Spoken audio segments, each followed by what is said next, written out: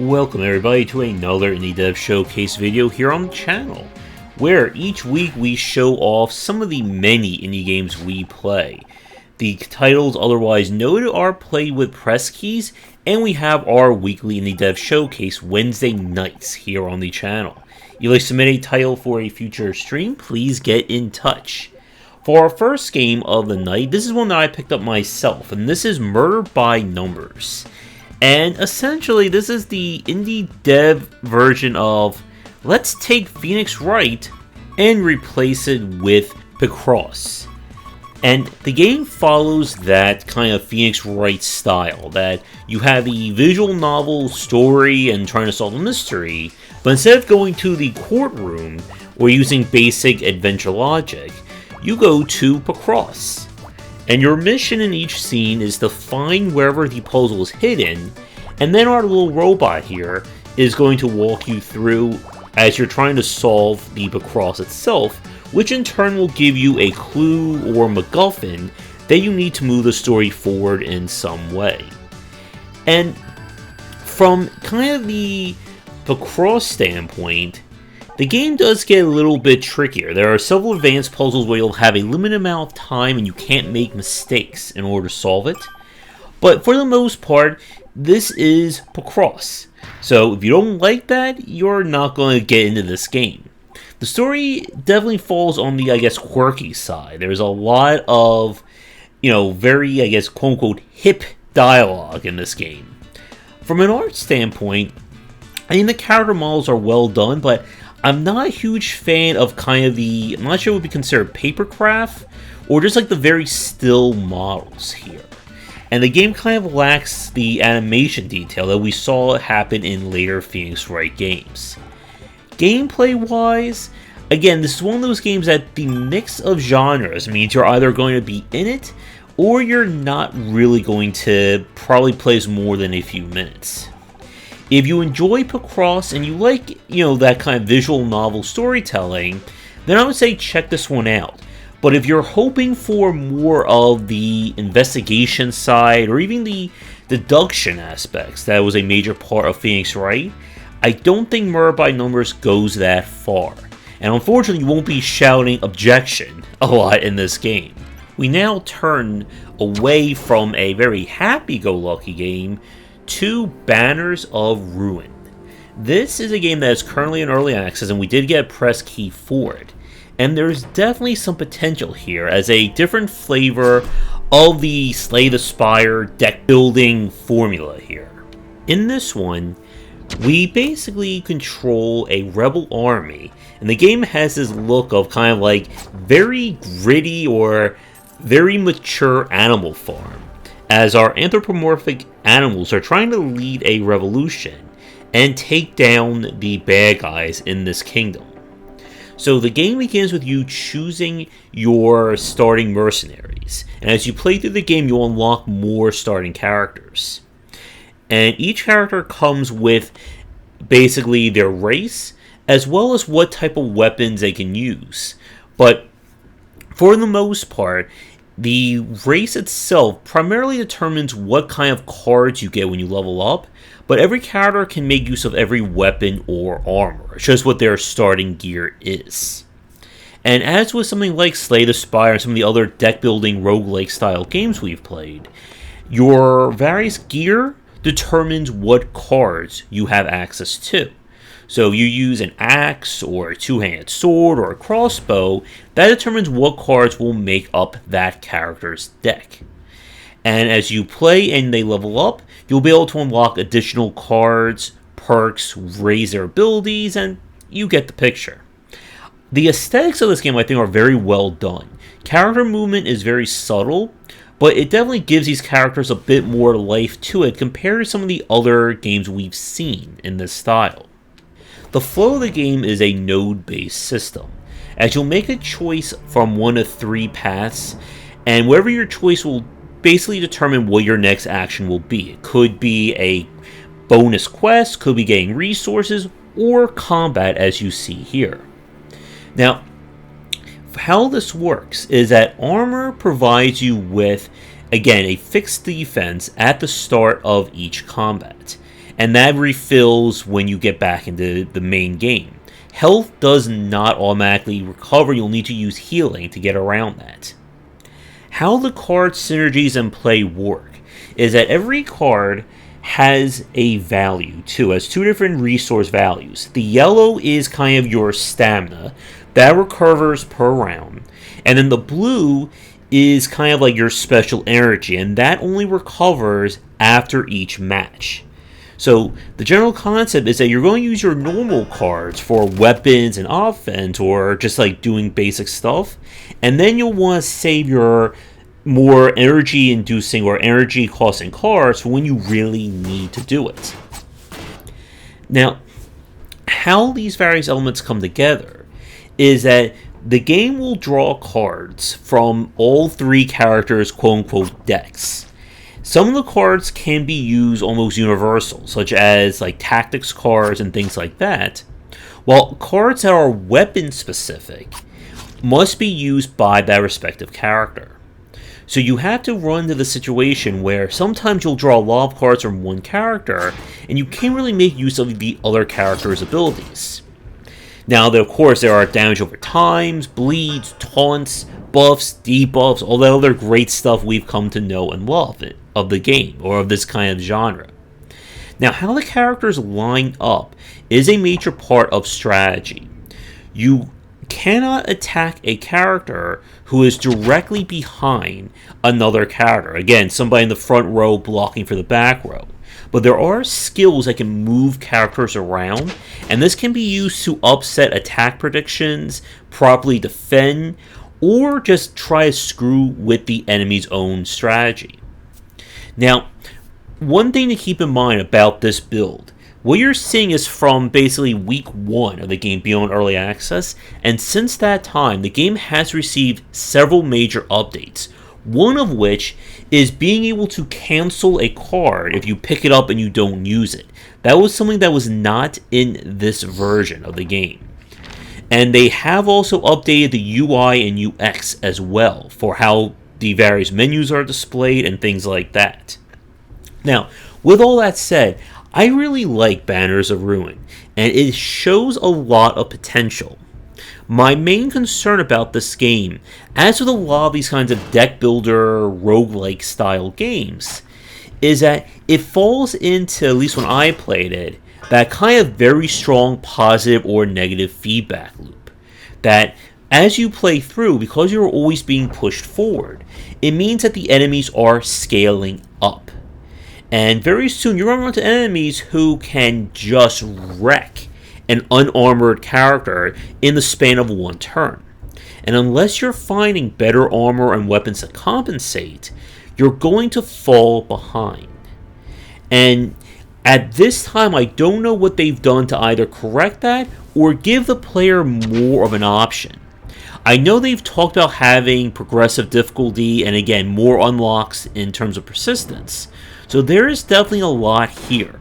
And if you are a fan of games like Slay the Spire, Monster Train, and many of the other titles we've covered on this channel, then definitely keep an eye on this one for when it is finished with its early access. We now turn to Popup Dungeon. What we have here is a turn-based RPG where are two key elements. You have a tactical combat system with each character being its own unique class. That lets you kind of mess around, build a party as you see fit. And then the game comes with a complete and just all-encompassing editor. If you want to create unique characters, unique spells, missions, whatever, the game is set up to allow you to do that. Now, when it comes to the combat side of things, fights are done turn-based, with your party and the enemies moving in the order that you see kind of along the upper right at the moment. Now, with each character having access to different cards and your ability to customize everything, especially if you try to create your own levels, gives Popup Dungeon a very great feel too, and there's a lot of potential here if you get into this game. Now, with that said, it is going to be, I think, a little bit on the advanced side. I had a little bit of trouble understanding some of the rules for the cards, and definitely make sure to go through the tutorial on this one. And as I said, if you are a fan of games that come with editors, such as Mario Maker, Little Big Planet, or you just really want to try and build your own dungeon or RPG campaign, Popup Dungeon has a lot of potential for it. If you're not a fan of kind of these involved RPGs, the game will not turn you into one, but there is certainly a lot here, and I'm curious to see if people have done anything really involved with this game's design and potential of this engine. With that said, we're going to take our quick break now, and when we come back, we have 3 more games to look at for this video. And now for a quick thank you to our current Game Wisdom supporters and sponsors. And if you'd like to continue this discussion on game design, be sure to check out our Discord channel, linked down below. Now available at most retailers are my current books on design. 20 Essential Games to Study is an intro-level look at 20 unique games to provide inspiration for any developer looking to get into the game industry. And the Game Design Deep Dive series each go into a top-to-bottom look at the design of a specific genre, with platformers and roguelikes now available, and horror coming in the near future. For our next game, we turn to Brigand Oaxaca? I'm pretty sure I just butchered that name. And this was a game that was submitted by the developer as a super difficult RPG FPS. So think of something like the older school style of the Elder Scrolls games, but maybe more in the line of a Fallout or traditional FPS. And this is a game that unfortunately just did not work for me. This is one of those games where you're going to be bombarded with a lot of stats and various things you need to do, with very little in terms of onboarding or an easy to follow UI. The story is that we are in the post-apocalypse, although it may be hard to tell by our lovely little cell here. And we need to get out, figure out why we're in jail, and just go about our business. The developer hints at this being a very difficult and very involved FPS RPG, but it is one of those games that not only are the graphics a little bit rough on the eyes, but this again goes back to the days where games just kind of drop you off into the world with very little explanation of what's going on or any idea of how to play it. And for those of you watching who are looking for more of an accessible or approachable example of the genre, we've seen more modern RPGs and other kind of splits or mergings of these designs I think handle this better. And unfortunately, this is one of those games that I don't think a lot of you are going to really get into, but if you do enjoy it, there's definitely, I think, a lot of content here, and the developer did put out some DLC that added in another kind of campaign to it. With that, we turn to Into a Dream. This is a kind of narrative-driven puzzle platformer. While it does have that look of something like Limbo or Inside with the kind of, black silhouette aesthetic, the game itself is played far more, I guess, happily, or at least not as disturbing as those games. The story is that we are inside a person's mind, and it's our job to figure out why they are suffering from mental issues. And to do that, we need to explore their past and figure out what happened to them and try to make things better for them. I guess this is more of an emotionally driven, less platform intensive take on Psychonauts. For the platforming and general gameplay, this is all handled with in-universe puzzles, and your general objective is to get our character from point A to point B. While you can quote-unquote die or fail, you will just immediately be put back to the other point. There's no, long-term death, there's no, you will die and everything horrible will happen to you. So it's very relaxing in that regard. And again, the focal point of Into a Dream is the story itself. And For those of you who are looking for, I guess, a little bit more involved than the quote-unquote walking simulators, I think this game will work for you. But if you're hoping for more of a gameplay-focused session, then I don't think there's enough in this game. With that said, we turn to our final game of this video. This is Chicken Bomb.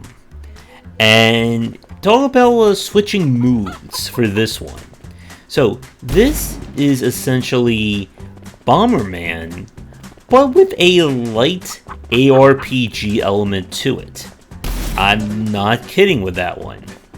Your mission in each level is to kill all the enemies, find the upgrades, not blow yourself up like that, and you're going to be able to find upgrades or be able to level your character up to get more health, improve the number of bombs or eggs you can lay, the amount of damage, and you get the picture.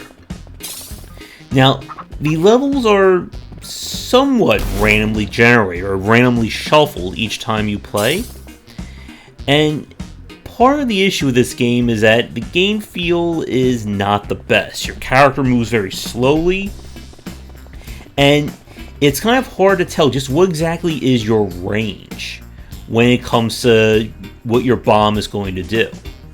As you can see with this lovely bee taking his sweet time, the explosions are also just, I don't know why we just blew up all those carrots either, but it just feels very awkward to play this game.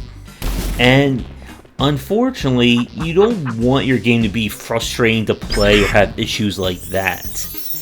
I do like the idea of leveling up your character and getting improvements along those lines, but it's one of those cases where the improvements make the game passable rather than make things enjoyable.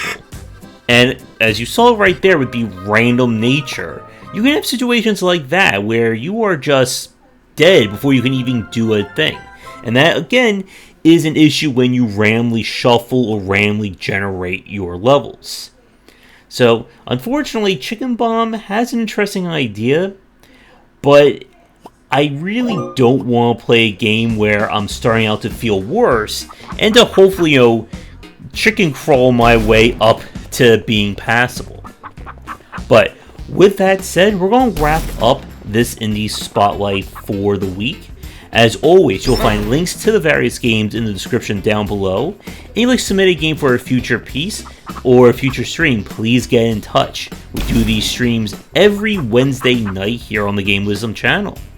If you're new, check out the Discord and Patreon link down below and come back for daily discussions on game design here and on Game Wisdom, where examine the art and science of games, and sometimes blow things up with eggs. Until next time, take care.